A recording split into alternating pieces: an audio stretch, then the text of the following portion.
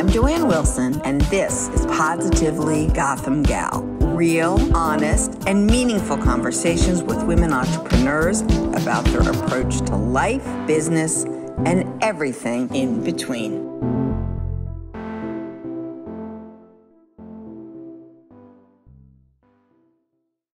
Oh, okay, cool. All right, fantastic. Well, thank you so much for coming on. I'm super excited to talk to you. I read about you in the Robin Report, which is and I loved your article. So I was like, oh my God, we should talk to this woman. I love what she is doing and her expertise. So we're excited to talk to you because I'm so interested, like how, your career is amazing and you're you're this expert in consumers, affluent consumers. Like, how do you become this expert in affluent consumers? Well, it wasn't a path that I set out to follow. When I was at the University of Maryland, I was studying for my Master of Library Science degree because I've always been very interested in information and data and understanding the bigger picture. So the idea of an MLS really appealed to me, and I never even thought about marketing at that time or business. It was just, I thought, hey, that would be a neat thing to do. I worked always in a corporate information setting. So information for people who are in a corporate setting, primarily marketers were the client base that I served. And I came down to Philadelphia and I worked for the Franklin Mint, which at the time was a direct mail company, very information intensive because we were, understanding the consumer. And, I don't really remember the years about but I guess it was around 1990, 92. I said, I really need to do something myself because I'm tired of, I was sitting kind of in a box in the corporate setting. And, it was very clear I wasn't going to go any further, really. Was it a predominantly male business or it was just very over heavy-handed? No, it was Old school? I worked for Linda Resnick. She was the owner of the company, and yes. I had just the greatest respect for her, and she actually taught me everything I really needed to know about the luxury market herself in that. But in terms of the corporate setting, the people who were being moved up, they were very extroverted. They were very what can I say? Loud, noisy. And I'm an introvert and I'm a thoughtful person.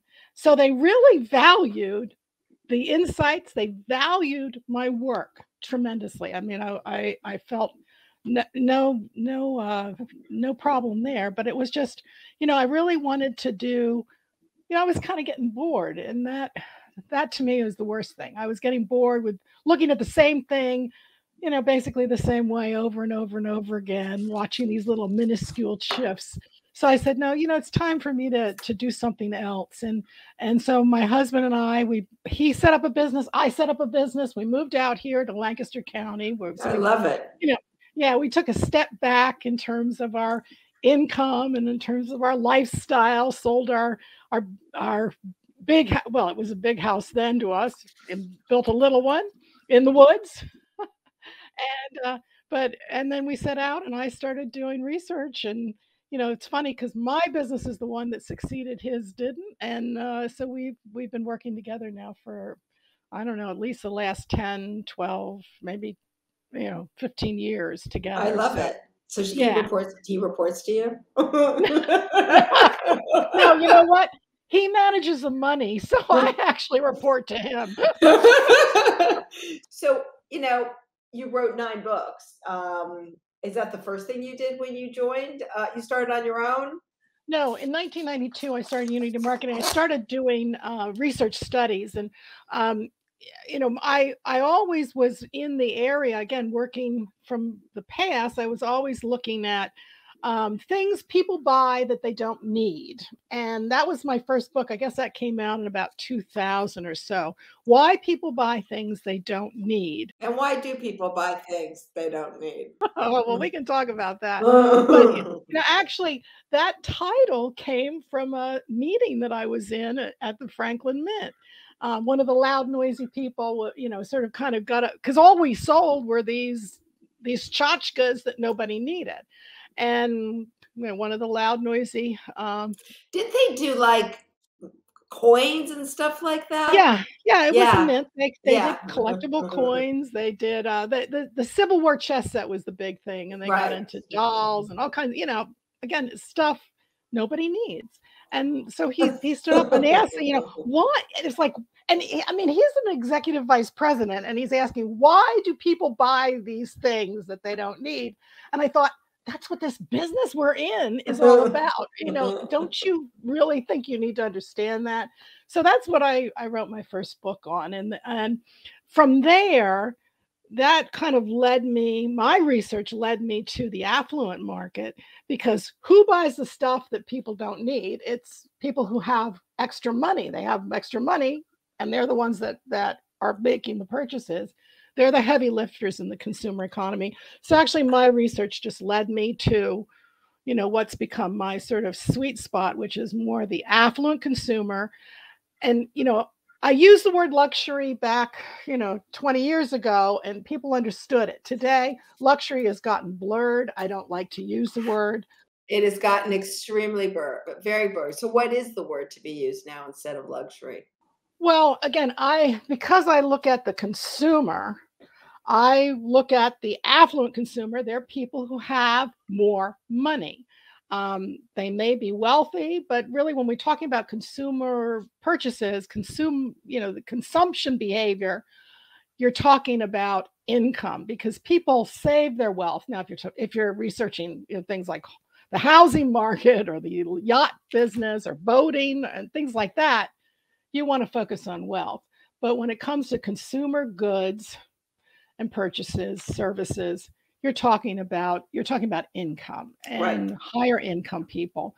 And when I started, I was defining about $100,000 and above annual income defined people at the top 20%. Today, that's moved up considerably. The top 25% or so are at about 100,000, a little bit more than that. So amazing. I really look at income as my primary driver. And as we're discussing women in consumerism, are the majority of these people in this like evolving trajectory women? Oh, no. In fact, that's been I think we've seen tremendous growth in women's earning power. Now, yes, some women tend to be and it's there's a biological imperative here. Women, I don't care how career oriented you are, you have a baby, you're talking about there's going to be a gap. There's going to be some sort of gap, even if you got a nanny. You give birth. Yeah, give birth, and then 2 weeks later you're back at work. There's still a gap because, I've been pregnant 3 times, and I can tell you. You have, okay. Yeah, I get it, and it's like, yes, you can adopt. Yes, you can have 2 men can have a child, but at the end of the day, women are the only people that can get pregnant. Exactly, and that that really takes energy. It takes it really it puts you off your game. So if you look at the corporate women, the women who've really risen to the top, they are such overachievers compared to men who reach that same level. Of course. I work for a woman she was way ahead of me. She was the vice president's company, but I used to think to myself, wow, like she has to do 5 times harder than every one of her male peers. She was the only woman. I used to think she used to sleep with like all the numbers under her head so she could just absorb them during the nighttime. Because she had to know more than everybody else. That's the truth. So you're a recognized expert of Henry's. which Yes. I looked up. But tell us what Henrys are. Well, for years I was looking at, again, the affluent market, and I was seeing in my research, there were at least two different segments. There were people really high income, and then there were these people, sort of in the middle. They were, we might call them upper middle class. You might call them, lower class, upper class. I don't know, but there were these people in the middle who really, they would occasionally, and there was a book called Trading Up, written about the same time my first book, Why People Buy Things They Don't Need, came out. And that was, sort of about these people who are doing better than most people, but they're underneath the top 5% in terms of income. So I in the luxury market, they call them aspirational. And I always rejected that terminology because that's not definitive. You can't define a consumer segment by aspirational, which is a motivational factor. So I was looking for some sort of income term to use. And I read an article in Fortune, and I've referenced the man who wrote it. I don't recall it right now, so I didn't invent the term, but I read it. He's an investment person, and he presented this idea of Henrys, high earners, not rich yet, and he was talking about them from an investment perspective. But when I read that, I said, "That's the term I've been searching for to describe this, and that we can quantify." Income, people who are making more than 75 or more than 75% of the population, 80% of the population, but are under the top 5%. So Are I most of those adopted it. people in urban areas? No, they're all Interesting. over the country. I mean, yes, people working in, New York, Los Angeles, I mean, on the coast tend to have higher incomes, but again, many of them are in the upper income area, which I call those the ultra affluent as opposed to the Henrys. But if you look at where the money is being spent in the consumer economy, the Henrys are big. I mean, they're about 24, 25 million of them compared to about 5 million ultra affluent. So they're a big consumer segment in terms of households. I also look at households as opposed to individual consumer segments.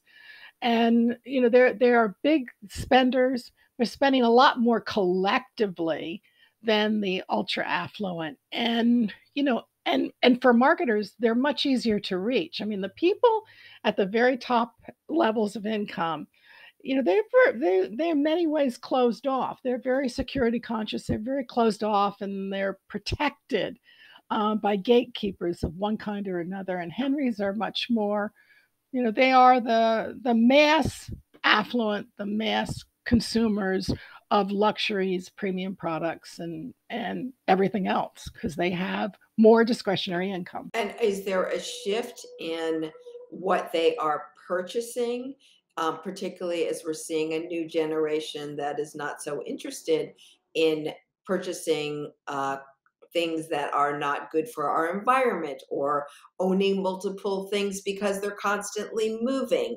Are you seeing those shifts happen too? Well, when we study a consumer market, you really need like three perspectives on the market. You need to know the who, which is demographics, the gender, the income, the age, life stage, educational attainment. Educational attainment is very correlated with income. You need to know the what and the how, what they buy, where they buy it, how they buy it, and so on, which can change very rapidly. And then you need to know the why people buy.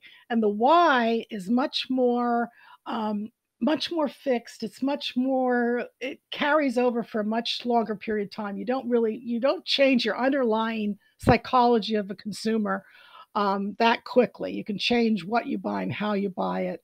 And who, incomes go up and down. You age 1 year at a time, so we're all shifting that way. So, what is the most important factor, or why is the most important factor? Excuse me. And you know, we've seen tremendous changes in the marketplace, but I just wrote an article on Forbes.com where I contribute about a new study that came out of France. And and this is again what I'm seeing. There's a whole lot of virtue signaling in terms of environmental purchases and that sustainability and these sort of value orientation of brands. But that's not why people buy these products. Those ESG factors and in the corporate world really are more of a justifier for choosing that brand. They aren't really the reason why you buy the product. You buy the product for, whether it's it's great looking, or you want to, like with a Louis Vuitton bag, you really want that logo or something. So I'm sort of skeptical of how. I don't think that all of this, environmental sustainability stuff, that's not the driver. That's just not the driver. It's a I don't think justifier. it's a right. I think it's a justifier. I totally agree, right? So I don't think it's the reason you're like, oh, I'm walking in the store and this is good for the environment, so I'm going to buy it. It's more like I'm walking in the store, I want to make a purchase, and this is what I need and want. But this one happens to be good for environment, so I'm going to buy that one.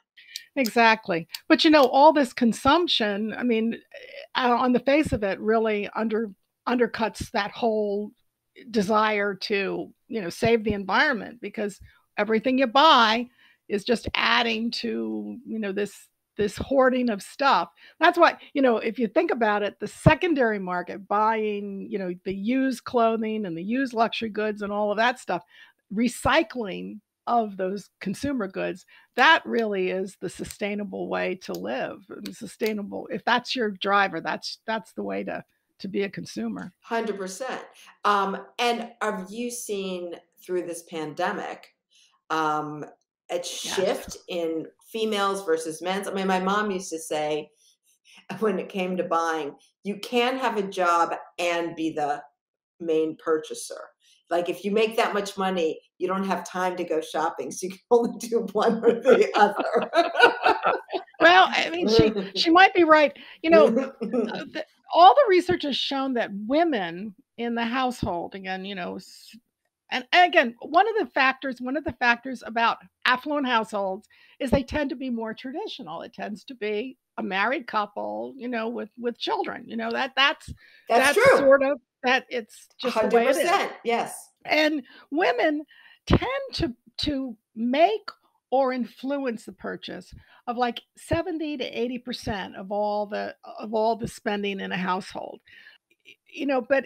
But to your mother's point, yes, women, if you're busy, you just don't have time to shop. I mean, it's funny because my husband has sort of assumed the role of the primary grocery shopper. Now, there's Mhm. some things what I have on my list that are way outside of his comfort zone in the vegetable aisle, Mhm. for example.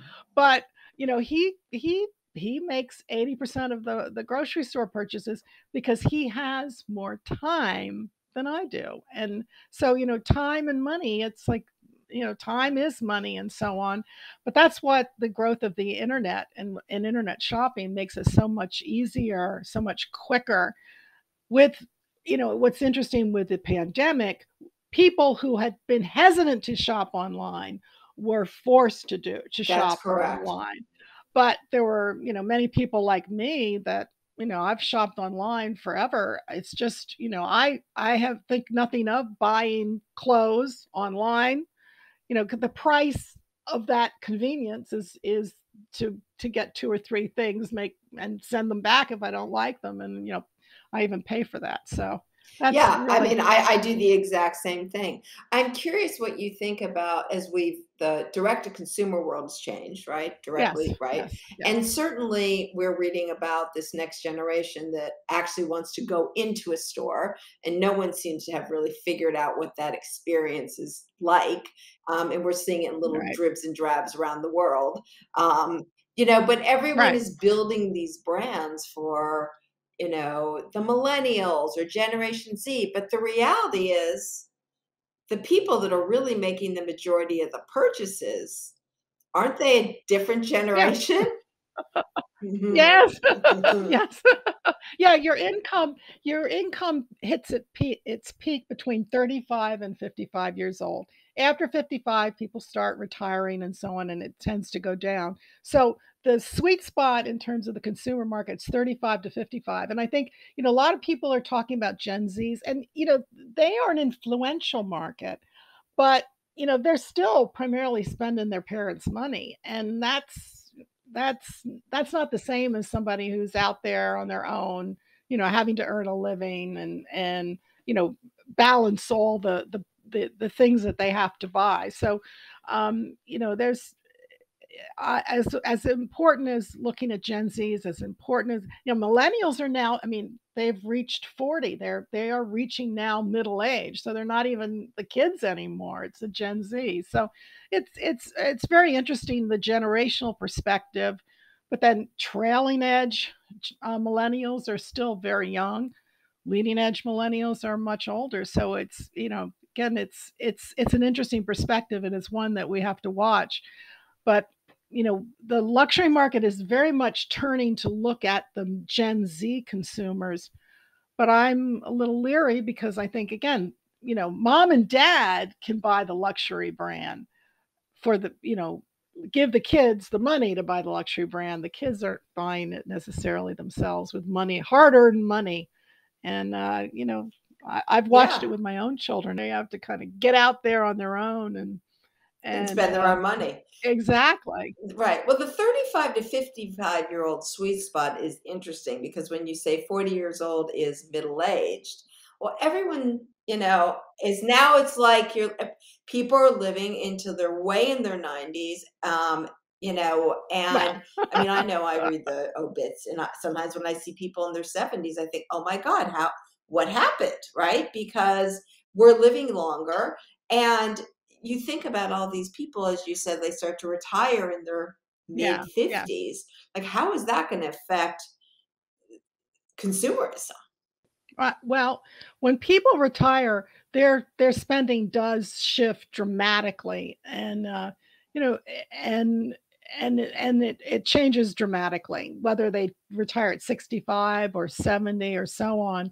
But I think that's also not just that their spending changes because they're buying more, health care and that sort of stuff. I think it's really a matter of a change in perspective, because you think about, again, I'm of an age, and it's like, what do I want to do with the last, if God gives me 10 more years or 20 more years or 25 years, what do I want to do with that time? Hmm. And, it's like going shopping isn't really that important to me. I've got a closet full of clothes. I'm afraid to find out if I can fit into them. But Well, but no, you're right. I mean, I see friends who are moving into a new purchasing thought yes, process, right? yes, exactly, exactly. Second homes, right? They can Right. sort of, have both art at a Yep. very different level that they didn't do before, and Yeah, they're enjoying it. exactly, And exactly. so, yeah, it's a different consumerism. The one thing that everyone keeps talking about is the supply chains. Oh, yes. I mean, oh my God. So, I'm sure that once this whole pandemic is over, of course, it will take some time to return to a normal supply chain again. Do you think that we're going to see a major shift in the global supply chain, or we're just going to go back to the way we did it before? Oh, no, I think that is undergoing a tremendous transformation, and it's been required by the pandemic. But believe me, it's not over yet. I just published a report on Forbes. China has shut down one whole province and one major manufacturing city because of uh, of COVID is increasing again. I think Shanghai and Hong Kong are having a big surge, so they may be shutting down. Then with what's going on in the Ukraine, um, Well, that's affecting it too. I mean, I'm seeing a lot of people move their supplies to Vietnam. Yep, they are. But you know, it's a very, very complex system. And when it works, and it used to work because people could plan, people can't plan anymore. You know, I think, it's interesting that consumers really didn't know anything about supply chain. It was just sort of like you go to the store and it's there. And now you go to the store and it may be there and it may not be there. I find, the one thing that I think can work for retailers in particular, if they really understand it, is the paradox of choice is a very real thing. When you go to a grocery store and you look at whatever shelf you're looking at, and you've got hundreds of choices, it slows you down, it makes you think. Making a consumer think and ponder and question really takes away dollars out of your till. You want the consumer to come in, make a quick decision, and yeah, you want them to spend time. The more time they spend in the store, the more money they're likely to spend. But guess what? You don't want them over analyzing. You don't want to present that paradox of choice. So I think there's we can learn a lot from this experience. Maybe we don't need stores as big as they are. Maybe we don't need choices. Well, that's interesting. Yeah, so I made an investment. I don't even know how many years it's been, but it's called How Good, and the concept was, and still is today, which is for stores to really look at every SKU they have and which one is turning how quickly, because groceries still operates like 1950. Yes, it does. People, they have to pay to be on the shelves. They have to pay people to come in to see if their stuff needs resupplying. And so the concept that he did, I mean, I always loved it because as you start to look at that, you think, we should only carry 3 crackers. Exactly. Right. Yeah. If we didn't carry 15, the consumer would come in, they see the 3 crackers. That's exactly where our customer is. Bang, bang, turn it quickly Yeah, and go through more exactly. crackers. Yeah. So, Exactly. yes. And so I do believe with technology, we're going to see those shifts. I mean, here's a question is we're seeing more customers purchase foreign items, particularly in clothing from Europe. And, I'm not shocked because I look at the brands that are the luxury brands, right? Gucci, Prada, all of them. And there just doesn't seem to be the innovation they had at the very beginnings. They're just such large companies, right? And so I definitely appeal to this more, younger, starting up, makes only 5 or 6 pieces, and even if you look at certain brands like Rick Owens is a perfect example. Like he probably is more profitable every year and gets better at it, but he doesn't have a desire to be in every single Macy's. Do you think that's going to shift in these companies as we move forward? Well, I think I'd like to see it, but I don't think it's going to. I mean, if we look at the way the luxury companies are run, they are huge conglomerates that have to provide quarterly earnings. They gotta, Yep. they gotta see their growth. And I don't care what Bernard Arnault says about, LVMH, that we're here for the future. Every quarter he's got to show results. Yeah, Wall Street. I think, yeah, and I think that has taken a lot of the innovation, the creativity, and really the style out of the luxury market, because all these brands started as they were craftspeople, they were and artists, and they had a vision, and they created the vision, and it didn't really matter if people bought that vision or not, because the artist, they were driven by their craft, by their vision, by their Yes. creativity. And it's so different today. But do you feel like, I just sort of feel like it's got to break. I mean, you Yeah. see the department stores. I mean, I've been calling for the demise of Federated for 20 years, but I think I might almost be there. Yeah. Well, it's a big ship. Which now goes by the name of Macy's. Yeah. You know Yes, it what? now goes by the name Macy's. Years ago, when Federated bought all the, the stores, and the individual regional department stores, and started to rebrand them under Macy's, I felt that was a huge mistake, because people had, New York City people had a relationship with Macy's, but people in Chicago had a relationship with Marshall Fields, and they took away that. And now that store in Marshall Fields, that store I think is closed now. It is. So I thought that was a huge mistake, because I think, the department stores now, I mean, I think we had a local department store here in my area called Bon-Ton. I And remember Bon-Ton. I did business with them. Yes. Yeah, they folded a number of years ago.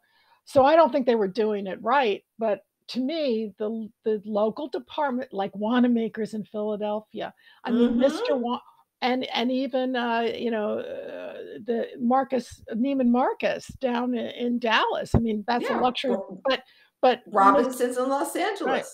But Mr. Stanley would meet customers on the floor. It was very much, they knew their customers, they were focused on their local customers, and they weren't these, huge, where there's some sort of buyer in New York buying for you, and, in Iowa, your store in Iowa. It's like, it just doesn't make any sense. So I think I'd like to see a return, and I think that's the secret for smaller businesses, is to return to really getting close to your customer, understanding your community.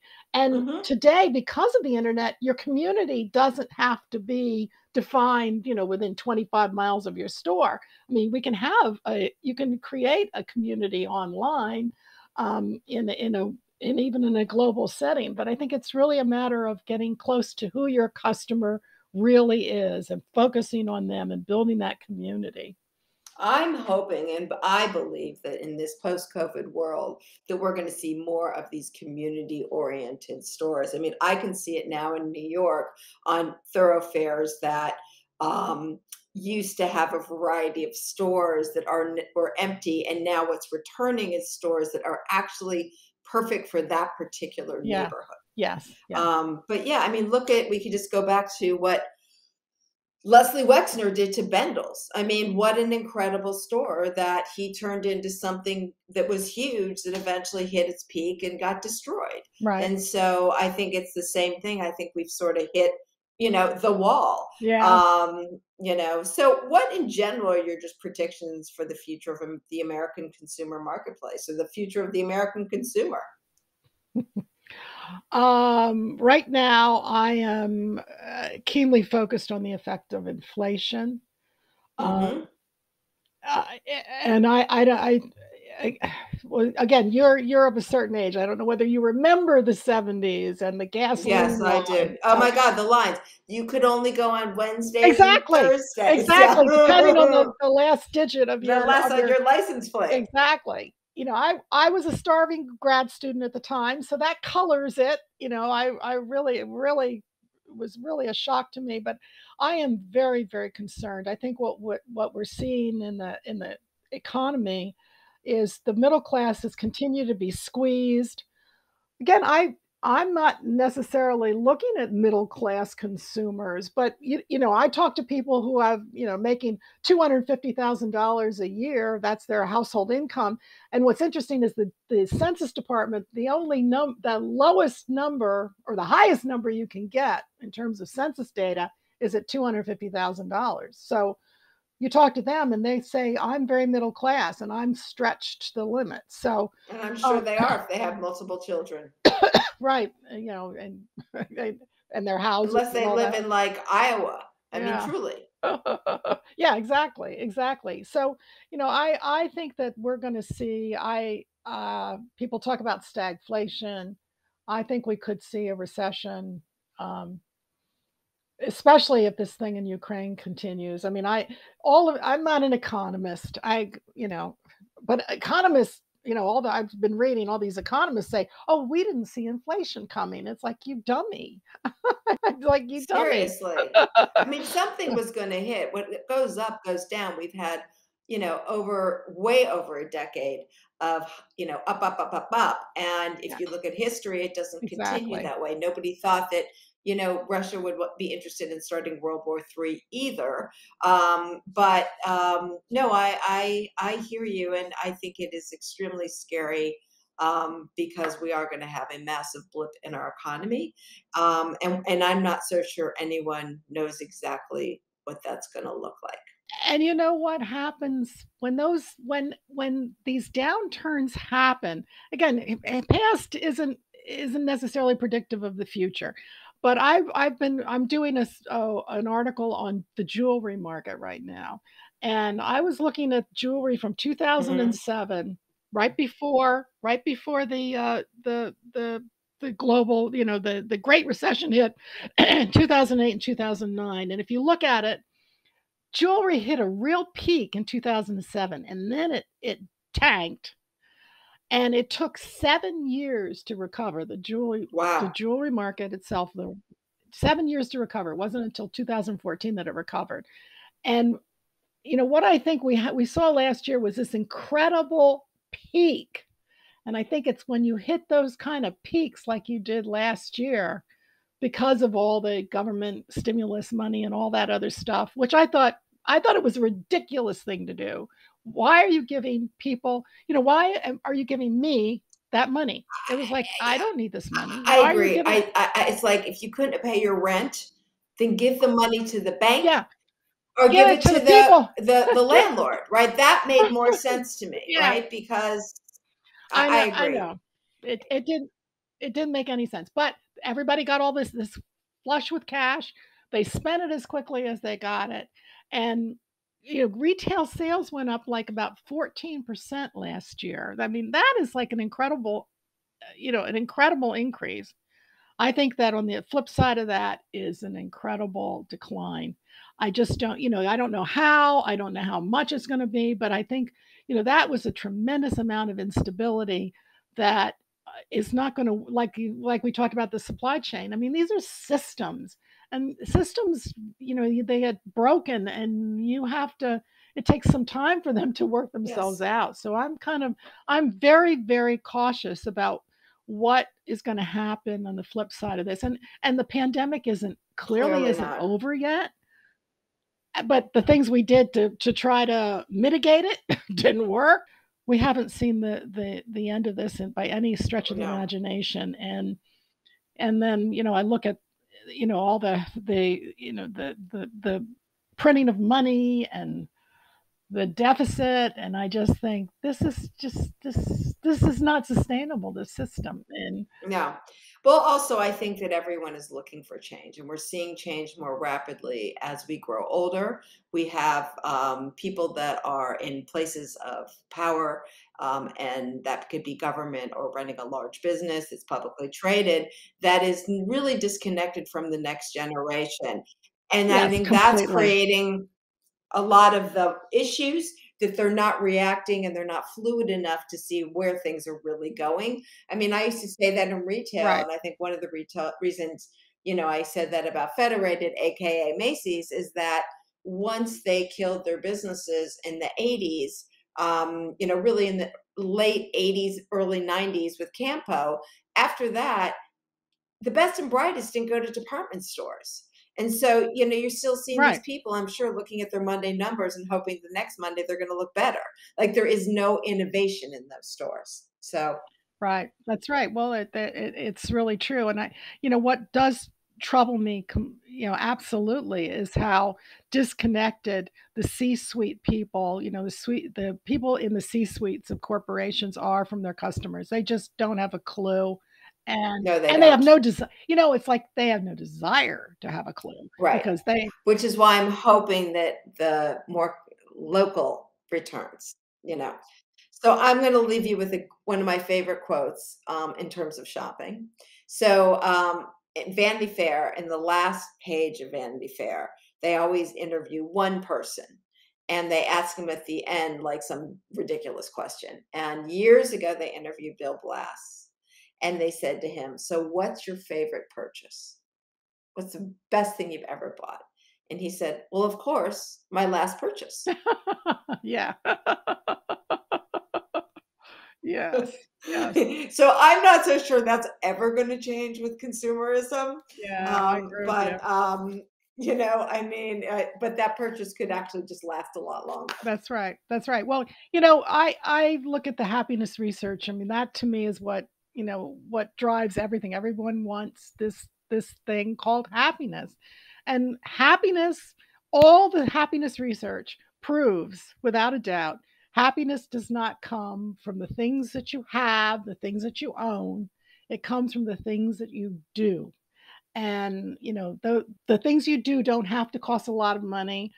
I think so too. Well, we'll check in with you maybe in a year and see where things are going. But thank you so much for coming on. Great conversation. Super cool what you're doing. And as again, I love reading your articles in the Robin Report, which I get every single Yeah. day. Well, please read me on Forbes too. I do more newsy stuff there. Okay. Thank you. Bye-bye.